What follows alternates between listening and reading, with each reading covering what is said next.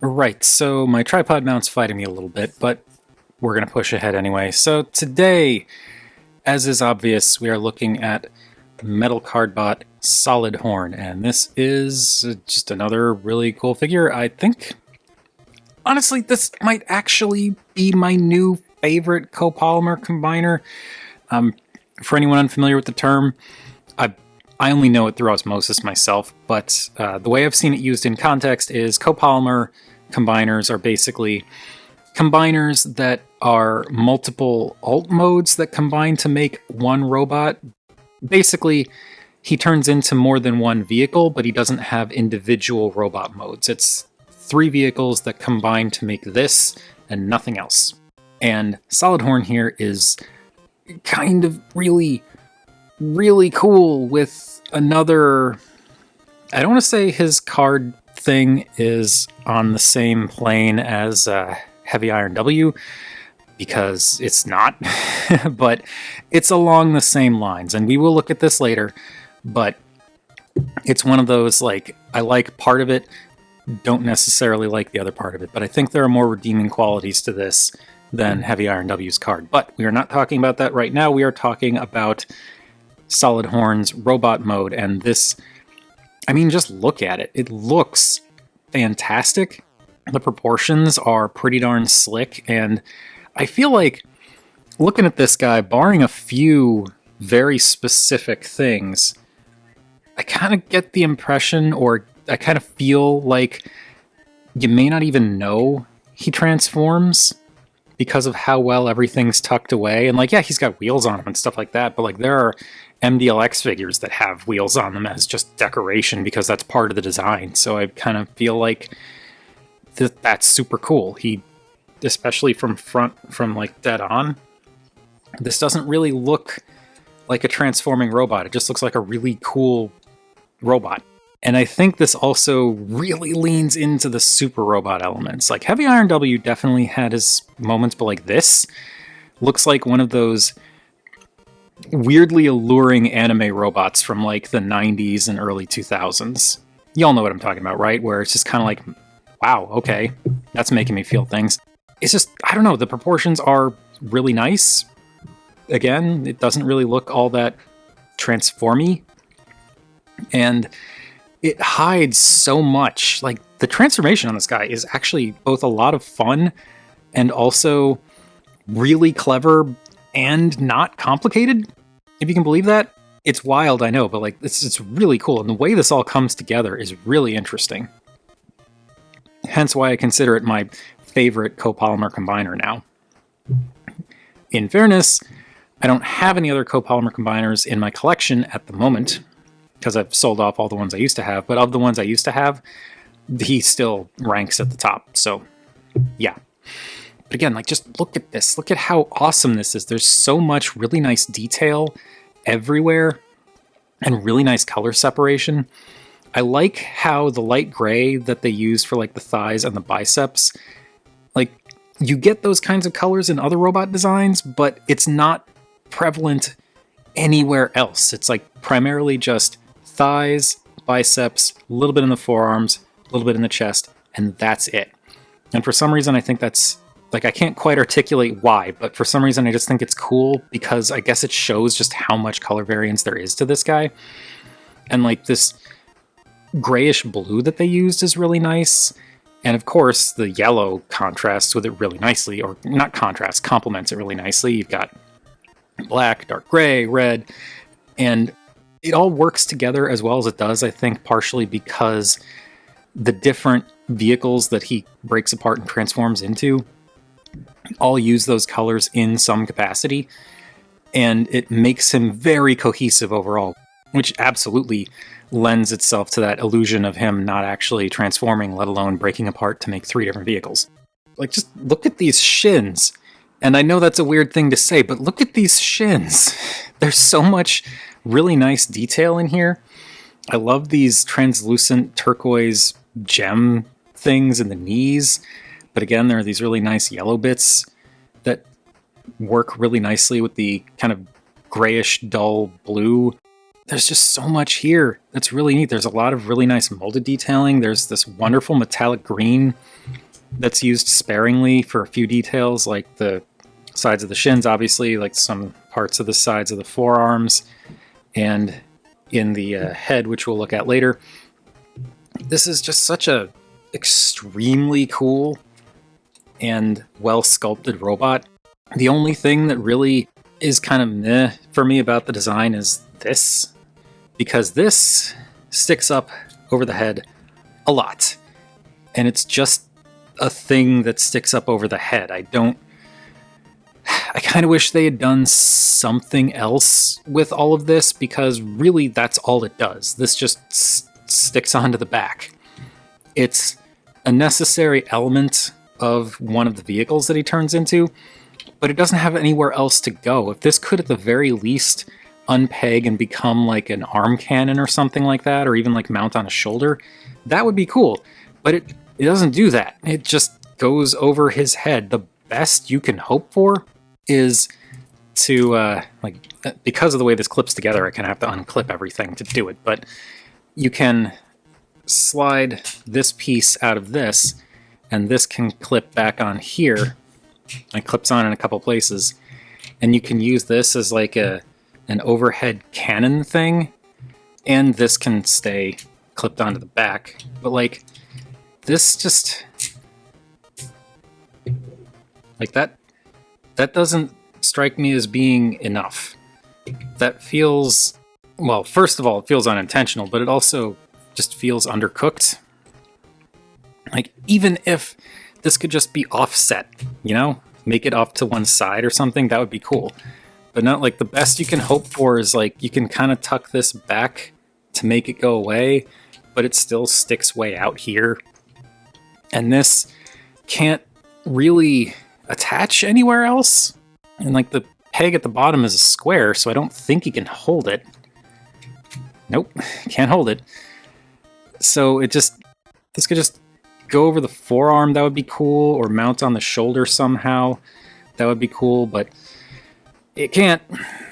The only option you really have is to stick it on here, and the easiest way to do this, I've found, is to slide this into its position where it locks in, and then clip it into this, and then once it's clipped in, bring this in and clip it into the backpack, because otherwise you have to kind of slide this in and clip it in up here at the same time, and that's even more awkward to do. But yeah, that bums me out. But like, everything else about this design is really cool. The head sculpt is also great. I really like the helmet design that they've got going here. It's not like super thematic like Savinard's head was, but it still fits. It's a nice shape. The colors all work really well. Of course, the grayish blue, the yellow, the red, the black, the light gray for the faceplate, the really nice metallic green for the eyes. I love that. I think this is cool. I didn't even realize this from the videos I watched before I got this guy in hand, but I do really like how there's actually a crack on one side of the mouth plate, but like, it's not uniform. And I like that. It just makes him feel like a robot that's been through some stuff, you know? Like, he's been in a few brawls, and looking at his everything, he probably won most of them. And that's just very cool. Again, for reasons I can't quite explain, I really like the chest here. Just like the vehicle bulk here with like the mechanical details here, and then this kind of central core gem thing that stands out from what's around it. This just feels very anime robot to me, and I think it looks really cool. It's actually something I've been thinking about this guy for a while now, is the fact that the design of this, just the aesthetics, it really makes me think of, like, okay, when I say this, I don't mean they're the same, but I mean the design, like, let's say the style, the aesthetic style, maybe the inspiration, I don't know, but just the way this guy's proportioned, the different sculpting and the lines used for the overall like silhouette of the robot, it really kind of makes me think of Pose Plus Metal Gao. Just that kind of super anime robot design that's like very stylized and lots of both harsh angles, but smooth surfaces and like curves as well. It's a really nice design with some nice contrast in the sculpt, and I just really like this thing. It's really cool. Now for articulation, because we're gonna do everything before getting to this, because again, this does not actually add height to the figure, but we're gonna do all that stuff first. So for the articulation, the head, as was obvious, is on a ball joint, and like all the other metal card bots we've looked at lately, there's basically the ball goes down into the torso, but it allows for some really nice side to side and up and down motion, like really nice up and down. It rotates, can go all the way around unhindered. The shoulders, they can go all the way around on a very snug ratchet. They can go out on this joint to about there, and then there's a second joint here that can go out to that far, so it can slightly more than T-pose.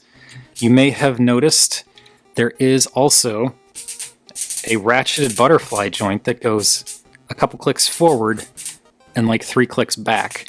So that's really nice. There is a bicep rotation that is detented, but it's like soft detent, so you can kind of cheat it.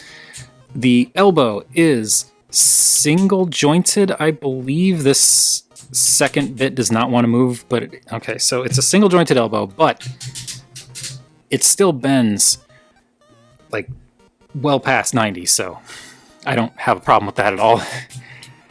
The wrists are on like a ball joint, so you can go up and down, in and out. You can helicopter basically, and of course rotate, so lots of motion in the wrists. Now, unfortunately, because of the fact that this is a copolymer combiner and the way that everything connects, because this is just spoilers for the transformation, but this just slides in here. Because of that, he unfortunately does not have a waist swivel. I'm lying, he actually does have a ratcheted waist swivel, even though he combines with the torso sliding into the waist like that. That's the kind of thing that like you never really see with those kinds of combinations, and that I absolutely love. There are hip skirts on the sides and front that can get out of the way. We're just going to do the one side, but they can get out of the way. The hips can go forward to 90. The clicks are, you only get 3 clicks. I kind of wish there were more, but it's fine. Can go back. Theoretically, it would click back to 90, but it's hitting this before it's... there we go. So almost 90. Can go out past 90. You get a thigh rotation that is ratcheted because of the sculpt here. If you have this in too far, it's gonna like knock into things, but it's fine. Also, I wanted to say I like how there are so many detents on the outward motion. You can actually go out 2 clicks and it doesn't even look like he's doing the splits. So I really like that. The knees, so yeah, I lied about the waist swivel, but the knees are a little bit of a disappointment. No, I lied again. They're actually double jointed knees. So this guy's articulation, like the leg articulation, is kind of amazing. Again, like double jointed knees on a thing this huge is wild. And then we get to the ankles, and okay, now I am being dead serious. The ankles are a very mild disappointment, and they do have lots of articulation. Like you've got ratcheted forward and backward motion, which is fantastic. This thing can kind of get out of the way for forward motion as well, which is part of the transformation, but also comes in handy for that. It's the tilt. You do get tilt, and it goes pretty far, but my problem is the way the tilt is implemented. I'm being serious.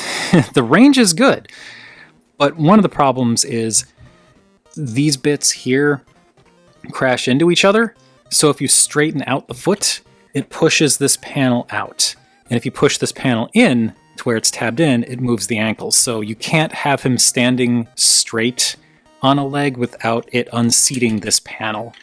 And that is just kind of like, if this didn't come out quite as far, or if this had a little bit more space in there, then it would be a non-problem.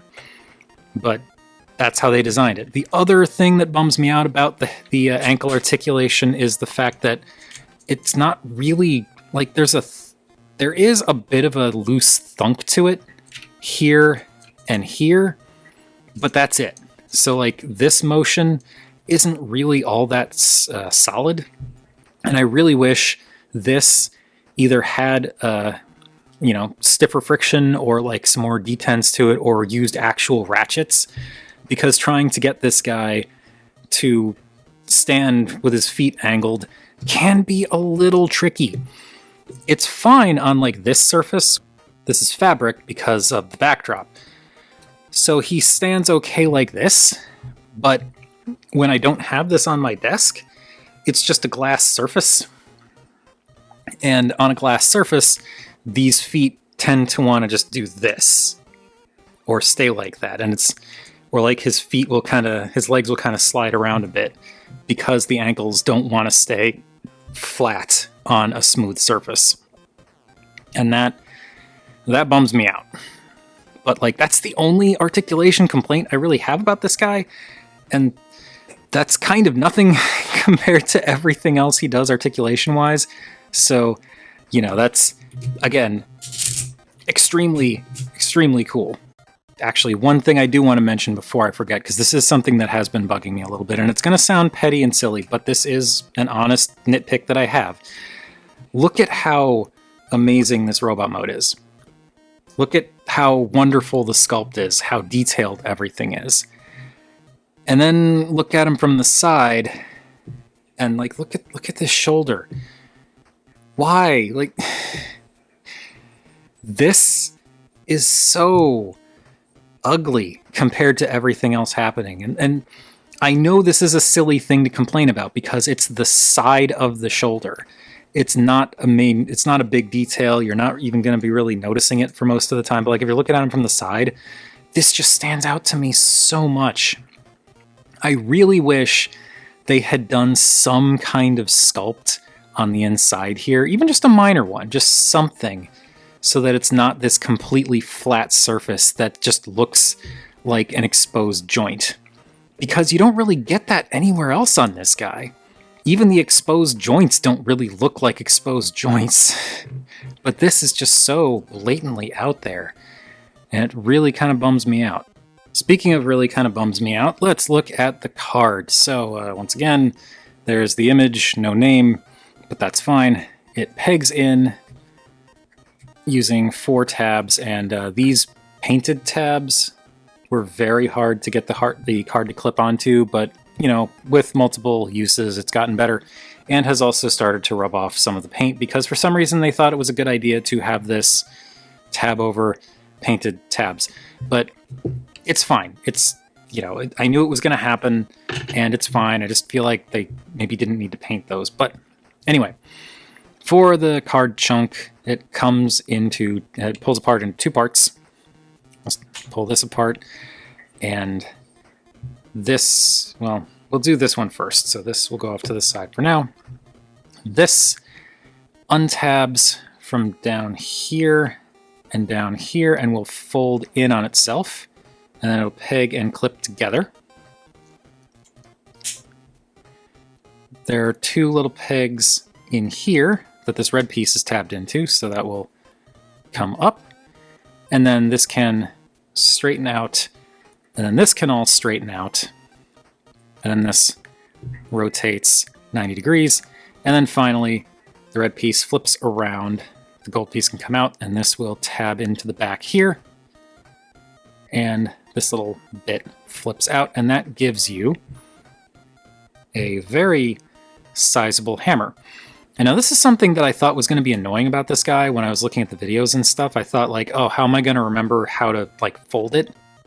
But you don't have to worry about it because these aren't 2-way joints. You can't bend them down. You can only bend them up in the direction that this whole thing curls into. The only sticking point is knowing which side this goes onto, but if you look at the handle, you can see there are the peg holes and on this side there are the tabs for the card. So you just fold the end of the hammer onto the side with the peg holes, and that's all you got to do. So very easy to remember how to do this. And the hammer looks pretty darn cool. It's painted really well. I like that they painted all the sides. And there's some nice detailing with the gray and the yellow, and even some more of that metallic green. Though you don't get the metallic green on this side. Which, okay, I mean, I don't really understand why. I guess some of the molding's a little different, but like, okay. But then there's the head of the hammer that also has some of that metallic green, has, of course, the chrome gold, and some metallic green in the chrome gold. A little bit more of that metallic green there, some yellow there, metallic green and black there. So there's a lot to this hammer that's pretty cool. And it is, let's say, thematically appropriate. I'm not going to put it in his hand yet, so you can see what I mean. Because now we've got to look at this. And this is the thing that has me conflicted about the card. Because I think this accessory looks cool. I think the amount of transformation it has and the transformation that it does is actually neat and kind of fun to do. It's just once you actually incorporate with the robot that I have problems. But the way this works, I'm going to fold these gray flaps out. I'm going to take these bits here and untab them from these blue pieces. And now this will come down and come down. For this side, you want to fold this gold piece over, and like the hammer, this can't fold in the other direction. It can only fold this way because it's flat on the one side. So it can only fold out that way. So with that folded out, straighten that out, bring that down. Now these two blue pieces will come together and tab together at the top there. This rotates down. This piece comes up, and then this whole section comes down. And this makes a rhinoceros helmet. And here is where you can kind of see the theming. The hammer is totally supposed to look like a rhinoceros. Granted, there's the gold horn is pointed back, but like these kind of look like horns, and the green there totally looks a bit like an eye, and I don't know. I think it's supposed to be like a rhinoceros hammer, and I think it works. So for the rest of this, as you would expect, the hammer just pegs into the hand, and there you go. With the helmet is surprisingly difficult to get in place because there are these two pegs here, but also these two tabs formed by the two halves of the gray piece here.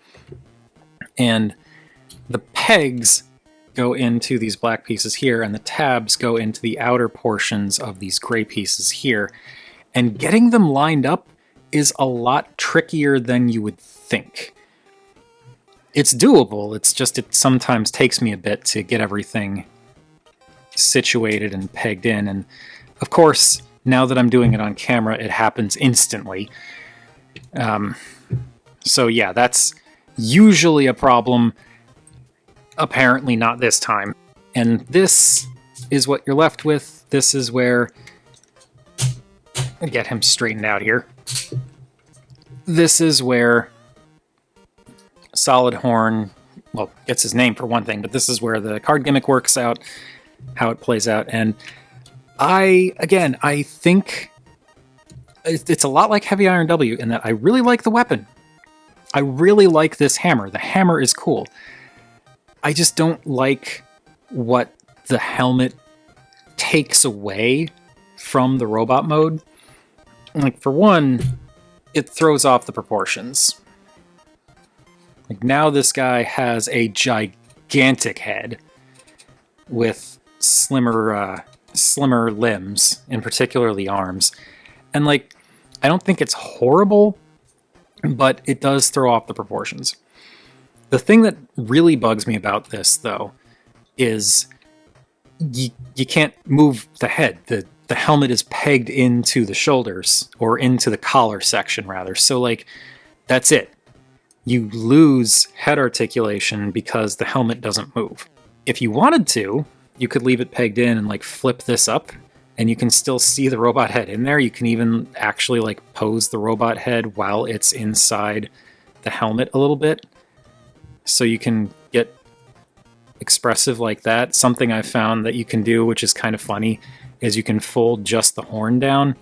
So that way you've got the robot face being visible, but like this ornate horn sticking out of the front. But, you know, it is supposed to come down like that to form the rhino head. And it's the lack of articulation in the head that really bums me out, because I feel like if this could turn, like if it attached to the head rather than the body, I think that'd be pretty cool. The proportions would still be a little weird, but I think that'd be neat. That said, I think that as a standalone piece that's not incorporated with the robot, I think this is a cool helmet. I think it looks neat. I think the transformation is actually really interesting and fun, but it just, again, you lose that articulation and it messes up the proportions. But the hammer is great. And the helmet, just to actually look at it in a little more detail, again, I think it does look good.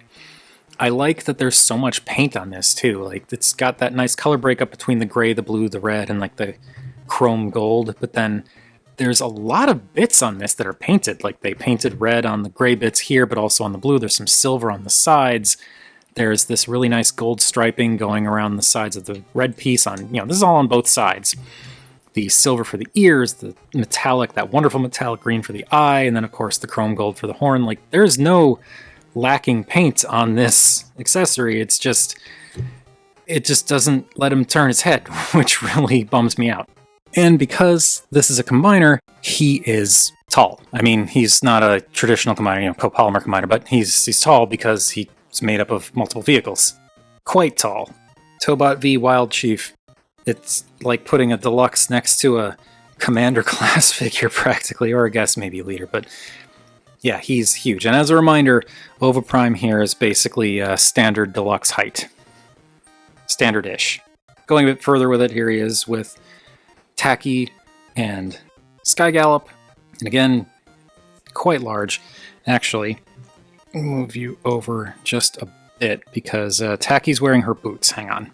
And without her boots, though I'm leaving the clawed gloves on just because I didn't feel like taking them off for the sake of a comparison where it doesn't affect the height. But without the boots, he is even, like, she basically comes up to, like, his hips. Like, just clears the knees. And with Savinard, who is a big guy, but again, not as big as Solidhorn, even with his poncho thing. He is about the same as Blast Train, though. I feel like he's a little bit... I feel like Blast Train is bulkier because these, you know, multiple train cars are linked up to add the limbs to the core robot, but height-wise, they're basically the same, especially if you don't count, like, without the helmet, it's basically exactly the same, though the not crane arm, but the stick over the back of his head technically makes him taller, but I'm just looking at where the head stops.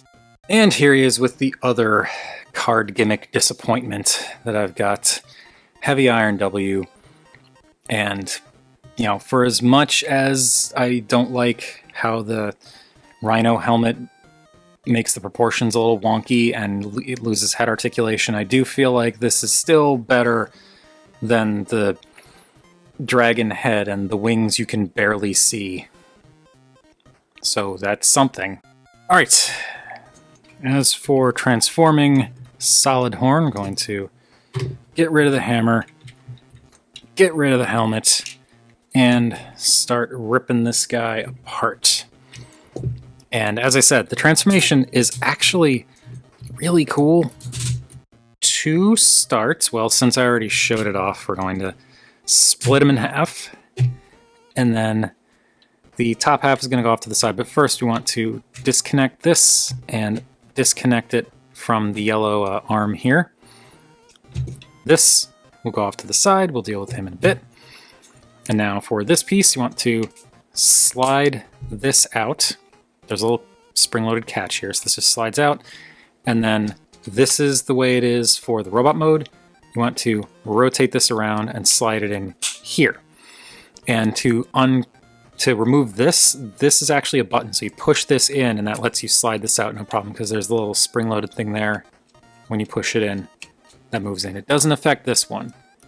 This one is a separate thing, but that's how you can remove this. And then going to fold out the crane hook and extend this, and this will go off to the side for now. The legs do some interesting stuff. First, you want to straighten that out. You want to slide the knee joint backwards. And it does actually click into place in both positions, but you need to slide that back. And with that slid back, that gives you the room you need to take the kneecaps or knee pads and flip them up. Now, these flaps can come up part of the way. This allows you to completely straighten out the ankles, and then you can bring the legs together, and they clip together here and here. So just clip those together, give it a nice squeeze. And now these pieces can come up the rest of the way, and this will tab into the hip skirts. Now these red pieces come up on this yellow strut, hinge all the way back, and thunk into place so that they're nice and flat here. The feet flip all the way up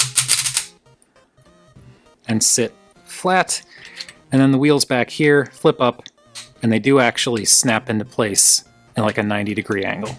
So those will snap into place, and then this comes back in, and you can see there are clips on the feet and peg holes on the toes.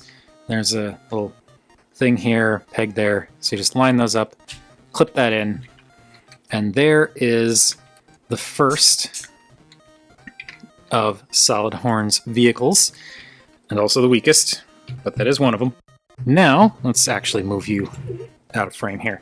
Now this is the really cool stuff.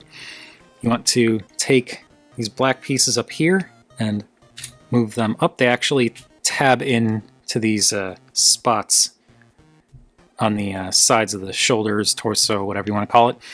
And now these bits just pop off. Just like that. And this piece, you can extend this out just to get it out of the way. You want to fold these in before you do anything else, because it is so much harder to get these into position once everything else is transformed. So do this first. And then when you're going back into robot mode, do this last, because this gives you the maximum amount of room to flip these bits out. But anyway, do that. You flip the little platform that the head sits on up, because there is a little tab here that sits in there. This piece can swing out, and then this bit, it untabs from up here, and this whole assembly will swing down and come back down like that to kind of cover up that chest bit. This flap here folds out, and now the head will swing down and in. So now the platform is like this rather than like this. So you want that to accordion all the way in. And this flap here will fold in, and it actually goes right around the robot head crest.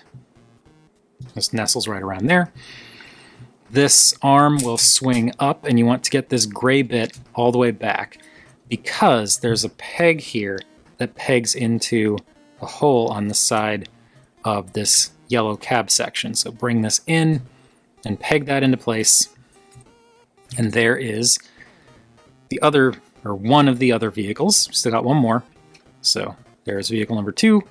And for vehicle number 3, this again is really kind of interesting to do. So you want to rotate the bicep 180 degrees. The shoulder bit, it unplugs from here, swings all the way around, and then the arm will swing up, and this will clip into the underside. And the fist just kind of tucks in there, and it fits perfectly. So that happens like that. Now, the butterfly joint will straighten all this out. This piece, you want to get a finger in here to fold out the window, and I find the easiest way to do this is to have it like this, because you could rotate this to give yourself more room, and that does work. It gives you a little more room, but it's a little awkward to do. I find the easiest way to do it, especially going back into robot mode, is to just do that. And that just gives you a little more room to work here. But flip that up, bring this in, and that will clip into place. You can bring this down, and finally push this down and push this back. And that gives us half of a truck. For the other half of the truck, same deal. Fold out the shoulder, can push this down, push that back right now, because why not? This will rotate so that the wheels are facing forward, and then go up, clip into place, and the fist just sits in there. Swing this in, fold up the window, and then bring that in, bring that down, and sandwich the two halves together. And there is vehicle number 3. And this is Solidhorn's menagerie. 3 different vehicles, one of which is not very successful, all coming together, and it's like he's just a little construction set. I think this is cool. The core vehicle is the truck, and it's really surprisingly dense for what it is. Granted, it's like 2/3 of a robot torso and the shoulders and arms, but like this feels solid, even for the fact that it's like relatively small compared to some other stuff, which we'll see when we do size comparisons. You've got the eyes. This is the only vehicle that has the eyes, so presumably then that means this is where the mind of Solidhorn is, and the other two are kind of like maybe drones or like extensions of limbs in a way. I don't know how robot brains work, but yep, that's the core vehicle, and like the detailing is really nice. It's all the same detailing that you saw in the robot. The silver on the wheels, the rims that you didn't really see in robot mode, but they were there. It was visible, just not at the forefront. Some nice detailing for the grille, the lights on the sides, and again, the nice metallic green for the eyes. Red striping going all the way around. A little bit of yellow there. The pistons are even painted in. That's really cool. And around back is where you've got a little bit of a gimmick. These doors actually open to reveal this, whatever this is. This is like very shiny, translucent turquoise stuff with silver paint underneath to make it shine better. I don't know if this is supposed to be diamonds or sapphires or Larimar or some kind of gem, or maybe it's like fuel for metal cardbots, because I don't watch the show. I don't know. But I think it's kind of neat that you can do this, and you can kind of use it as like a playset thing where it's almost like stuff's getting loaded from one to the other. And what you can also do with this is there are secondary flaps here, and I forgot to show this off in the robot mode, but I'll try to remember at the end of the video. You can flip these out, and basically it covers the whatever that stuff is in the truck bed, and instead gives you the missiles, which they actually painted the ends red, which is really nice, and that, yeah, turns it into like a missile truck, or missile arms, missile shoulders if you want. Quick interlude, I completely forgot to do the missile thing in robot mode, so here you go. Here's what it looks like with the missiles open. It's pretty cool. Again, I like that. I think that's really cool that you've got that functionality. And I'm just going to leave this open for now. Yeah, we'll leave you here. Next vehicle is this thing, which is like it's basically like a jackhammer. It actually is spring-loaded. This piece pops in and out, though that's not sharp, but you don't want to keep doing that because it does kind of start to get uncomfortable with how it pushes in. But like you could do this on like a surface or something. I don't know. It's cool. I like that that's spring-loaded. Then you've got a fair bit of articulation on the arm here. Ratcheted at the base section, but not ratcheted here and not ratcheted here. But again, that's a lot of nice motion here. The arm does not spin. But the reason the arm doesn't spin is because the entire body spins on the tread section. Which, once again, this is a feature that you probably wouldn't expect given how all of this works. But no, they totally worked it in there. And that's just really cool. I really like that.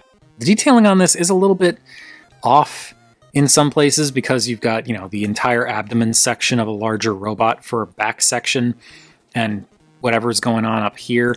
But I feel like you don't really notice this as much because your eye's mostly focused on the cab section here, and this little like engine and ladder, not ladder, a step detailing here. And I feel like this covers it up enough that it takes your mind off of this.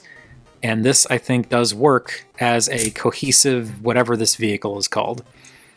And I like that. It's even got little wheels on the bottom, so it can roll a fair bit. This guy also rolls, though his rolling is a little bit rougher, I think, because these bits are pretty close to the ground, but they're not actually scraping. It's just he doesn't roll as smoothly as this guy does. And then lastly, the crane truck, which, as you can see, rolls ridiculously well. And this, unfortunately, is probably the weakest, or is definitely the weakest of the three vehicles, because it's just a plank with a crane on top. Like, I appreciate the fact that you do have a well-sculpted and color-separated cab section up here. They even did, like, the tail lights. And you've got little bits here and there, like the struts on the sides that don't actually do anything. There, those needed to be tabbed in, I guess. These don't actually move, they're sculpted in, but I appreciate the details there. They also painted like this stuff in gray, which they didn't need to do, but this is like the outside of the vehicle mode. So they put a lot of detail, even like the metallic red here. They put a lot of effort into the detailing of this vehicle mode. It just kind of stinks that it's just a box with wheels on it and then this. And this just comes off. And then you're left with this. And this is nothing. It's well painted, and the details that are supposed to be vehicle details are done well. It's just, it doesn't really work. This feels like more of a trailer, like something that one of the other vehicles would haul around, than it does a separate vehicle, even with a cab. And I really think it would have been nice if they had some way of working something in where you could like have this set up where like the truck would pull this. I just think that would have made a lot of sense, but there's no thing engineered to do that as far as I can tell. So can't do that. And I feel like that's a missed opportunity, but it doesn't ruin the toy. It just, you know, this is just kind of a nothing burger of a vehicle with a crane on top. That said, the crane does some stuff. Once again, you wouldn't think it, but it does rotate. It's got a ratcheted plank. The connection is like on the connection plank, whatever you want to call it, is actually on like a rotating ratchet. So that moves, which is really cool. The crane arm, as you can see, goes up and down, and it even can compress. Yeah, there we go. It can compress and extend in a couple of different places, and this can move, and the hook can move. So there's a fair bit of articulation to this goofy big vehicle, because this is the biggest one. But I just wish it had slightly better incorporation with the other vehicles and maybe looked a little bit better as a standalone vehicle. This is what they decided to do with it. So this is what we're looking at. Now, in terms of size, this is going to be an interesting thing to try and show. They are wildly varying in sizes. This thing is clearly the smallest and is much smaller than Wild Chief. The truck is also smaller than Wild Chief, but not by as much. And then the crane is, there we go, is much larger, kind of. But again, it's just kind of a brick with a crane on top.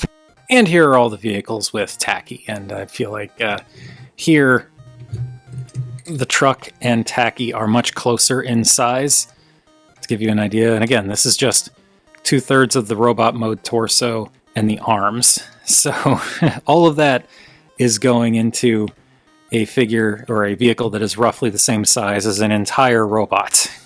And that will do it for Metal Cardbot Solidhorn. As I said, he's got some things that kind of bug me a little bit, but like overall, this is incredibly cool and hands down my favorite copolymer combiner that I've ever handled.